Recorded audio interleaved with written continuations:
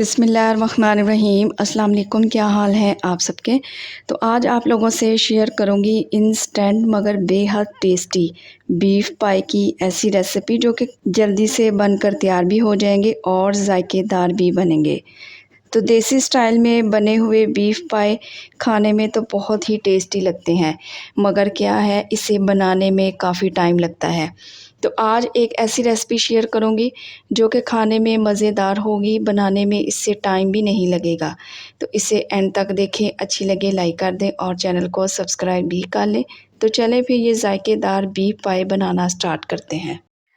तो एकदम ढाबा स्टाइल पाए बनाने के लिए सबसे पहले तो मैंने ले लिए हैं पाए। बीफ पाए का इस्तेमाल कर रही हूँ, जिन्हें मैंने बहुत ही अच्छे तरीके से नीट एंड क्लीन कर लिया है। अच्छा जी, एक पाया था मेरे पास, इनका वजन अगर देखा जाए तो तकरीबन 1 किलो के करीब है। पाए मैं प्रेशर कुकर में बना रही हूँ, आप पतीली में भी बना सकते हैं। फिर क्या है, टाइम ज्यादा लगेगा। साथ के साथ 2 मीडियम साइज के प्याज लें, रफली कटिंग करें और शामिल कर दें। यहाँ पर 12 से 13 कलियां हैं मेरे पास लहसुन की, जिन्हें छील कर मैंने साबुत ही ऐड कर दिया है। अदरक का इस्तेमाल नहीं करेंगे, सिर्फ और सिर्फ लहसुन ही डालेंगे। तकरीबन 3 से 4 छोटे साइज के टमाटर हैं, जिन्हें 2 हिस्सों में डिवाइड करें और शामिल कर दें। 1 टीस्पून इसमें डाल देंगे नमक, हाफ टी स्पून इसमें डाल देंगे लाल मिर्च का पाउडर, चौथाई टीस्पून इसमें डाल देंगे हल्दी पाउडर, हाफ टी स्पून इसमें डाल देंगे जीरा पाउडर। इसके अलावा हाफ टी स्पून इसमें डाल देंगे धनिया पाउडर।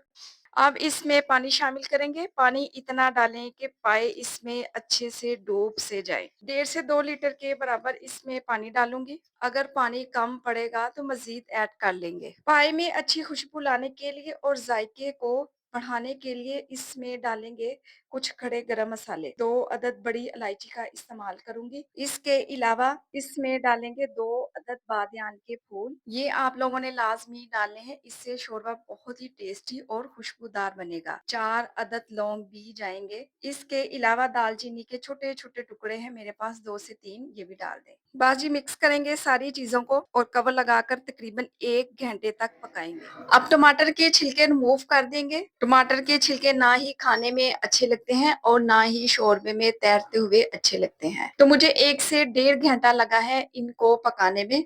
अब देखिए, पाए मैंने कढ़ाई में शिफ्ट कर दिए हैं, क्योंकि पाए की मैंने अच्छे तरीके से भुनाई करनी है। अगर तो इस स्टेज पर रेसिपी आप लोगों को अच्छी लग रही हो, रेसिपी को लाइक कर दिया करें और चैनल को सब्सक्राइब भी कर दिया करें। आप सब लोगों का बेहद शुक्रिया। आधा कप मैंने ऑयल का डाल दिया है, आप लोग घी भी डाल सकते हैं। अब इसमें डालूंगी रेस्टोरेंट की खास चीज, वो है दही। ये रेसिपी में जरूर ऐड करें। दही डालने से शोरबा बहुत ही जायकेदार बनकर तैयार होगा। आप एक दफा बनाकर तो देखें, ज्यादा नहीं, सिर्फ आधा कप ही दही का ऐड करेंगे। 4 से 5 हरी मिर्चें डाल दें कट लगाकर, ताकि बहुत ही अच्छी खुशबू आए। लास्ट में डाल देंगे हाफ टी स्पून है मेरे पास घर का पिसा हुआ खुशबूदार गरम मसाला। इसके अलावा हाफ टी स्पून इसमें डालेंगे काली मिर्च का पाउडर। तो ये दोनों मसाले आप लोगों ने लास्ट में ही डालने हैं। आप पाए दम पर लगा दें तकरीबन 4 से 5 मिनट के लिए। तो 5 मिनट के बाद माशाल्लाह से बीफ पाए की लुक तो चेक करें, लग रहे हैं ना टेस्टी। अब इस पे डालेंगे ढेर सारा हरा धनिया। फ्लेम ऑफ कर दें। बेहतरीन ग्रेवी बनी है और पाए तो आपके मुंह में घुलते जाएंगे। रेसिपी को ट्राई करना तो बनता है। तो रेसिपी बनाएंगे, इंशाल्लाह आपके घर वालों को बहुत पसंद आएगी। अपना बहुत सारा ख्याल रखें, मुझे अपनी दुआ में याद रखें। मुझे दीजिए इजाजत। अल्लाह हाफिज।